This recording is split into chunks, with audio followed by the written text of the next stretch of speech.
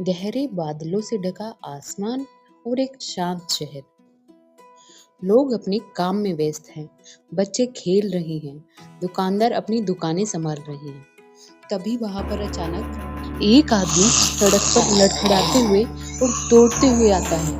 उसकी आंखें लाल हैं, चेहरा सड़ा हुआ और शरीर पर अजीब घाव है। अचानक वह एक आदमी पर हमला कर देता है।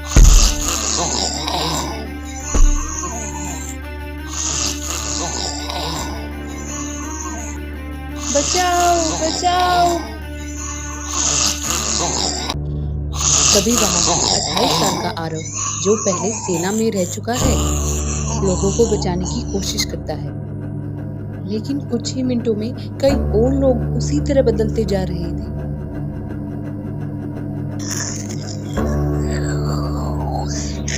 सब लोग इधर आओ, किसी को अकेला मत छोड़ना।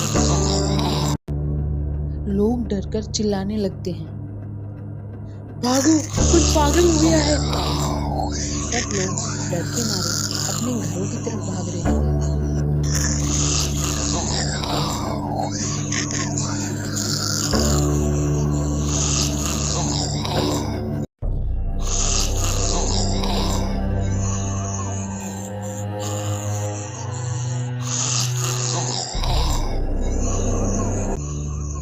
रात बढ़ती जा रही है और हर तरफ चीखें सुनाई देती है।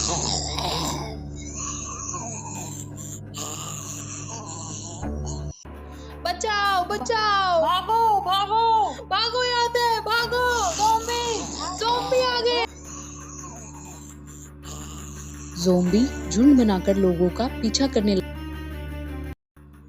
सड़कें सुनसान हो जाती हैं। कोई नहीं जानता कि यह वायरस है, श्राप है या फिर कोई साइंटिफिक एक्सपेरिमेंट है। टीवी पर खबरें चल रही थी। सरकार ने लोगों से घरों में रहने की अपील की है। इस घटना का कारण अभी तक अज्ञात है। सभी लोग अपने घर में रहे।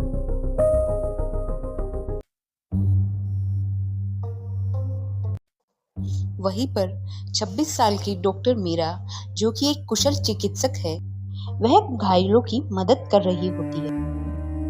उसे एहसास होता है कि यह कोई सामान्य बीमारी नहीं है। इनके शरीर का तापमान असामान्य है, यह इंसान जैसे नहीं लग रही। तभी वहां पर आरव आता है। आरव कुछ लोगों को सुरक्षित स्थान पर पहुंचाता है। वही उसकी मुलाकात डॉक्टर मीरा से होती है। अगर हमें बचना है तो हमें समझना होगा कि ये क्या हो रहा है। पहले लोगों को बचाते हैं, कारण बाद में ढूंढेंगे। दोनों साथ में लड़ने का फैसला करते हैं।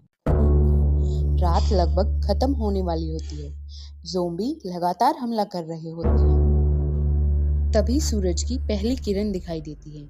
अचानक सारे ज़ॉम्बी रुक जाते हैं, फिर एक-एक करके जमीन पर गिर जाते हैं।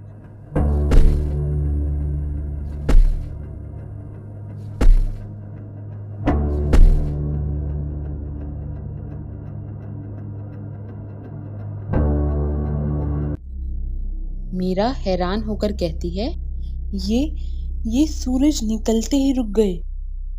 आरव कहता है, मतलब ये सिर्फ रात में सक्रिय होते हैं। लोग राहत की सांस लेते हैं, लेकिन शहर बर्बाद हो चुका है। अगर ये सिर्फ शुरुआत है, तो आने वाली रातें और भी खतरनाक होंगी। और आखिर रात में ही उनकी शक्तियां क्यों जागती हैं? Please like and subscribe for next episode.